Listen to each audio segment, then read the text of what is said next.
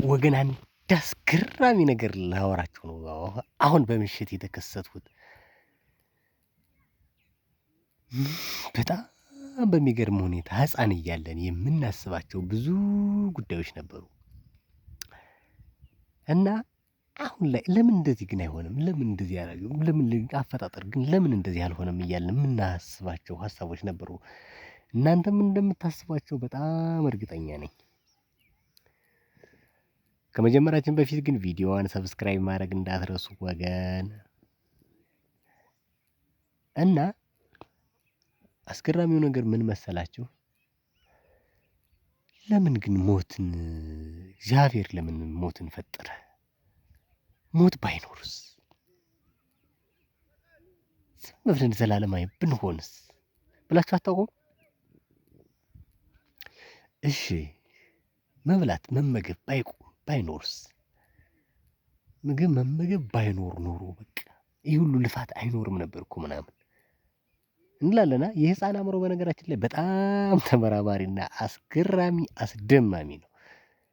እና አሁን ላይ የመጣልኝ ነገር ለካ ጊዜ ወርቅ ነው የሚባሉ ነገሮች ዝም ብለው አይደለም።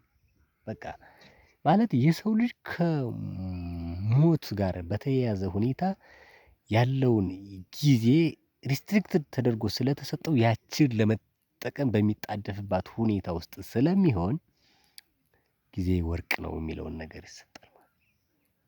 አንድ ሰው ዘላለማዊ ቢሆን እስኪ ብለን ስናስበው ለካ በጣም በነገራችን ላይ የሆነ እንትን ላይ ነው ያገኘሁት ይሄን ነገር።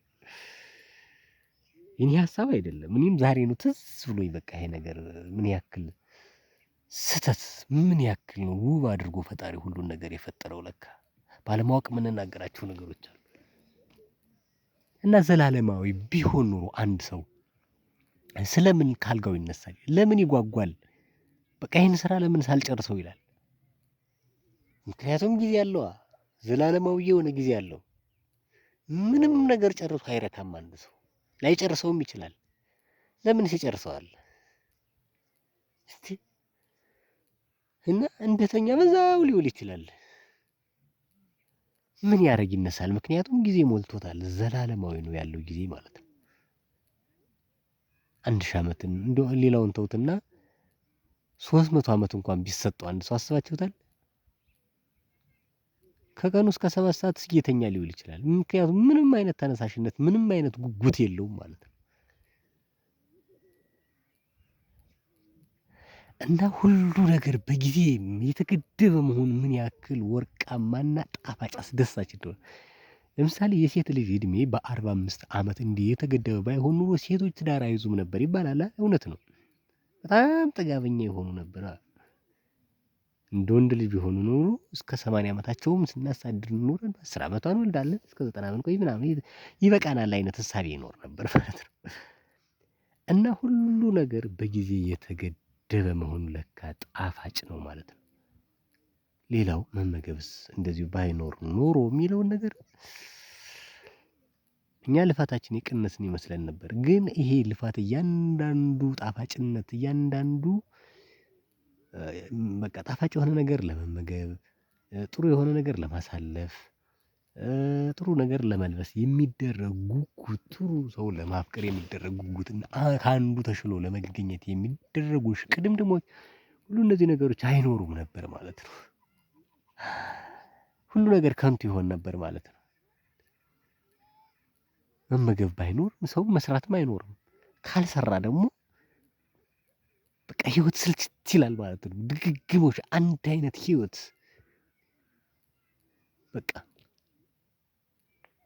ከዛ እስከዚህ አንድ አይነት የሆነ ህይወት። ስለዚህ ለምን ይለፋል ነበር ማለት ነው። እዩት እስኪ በነገራችን ላይ አሁን ይሄ ሰው እንደዚህ እየለፋ ያለው አትክልቱን እያጠጣ ያለው ህይወትን ለማሸነፍ የሚደረግ ሩጫ ነው ማለት ነው። ስለዚህ ስራ ጣፋጭ የሚሆነው ይህ መመገብ ባለበት ሂደት ነው። እነዚህ ነገሮች ባይኖሩ እነዚህ ተፈጥሮዎች ባይኖሩ ምን ያክል ህይወት አስጠሊታና ቀፋፊ የሆነ እንደነበረ ነው። እና መለስ ብለን ለካ ከተፈጥሮ ጋር ተስማምተን ነው መኖር መቻል ያለብን ማለት ነው።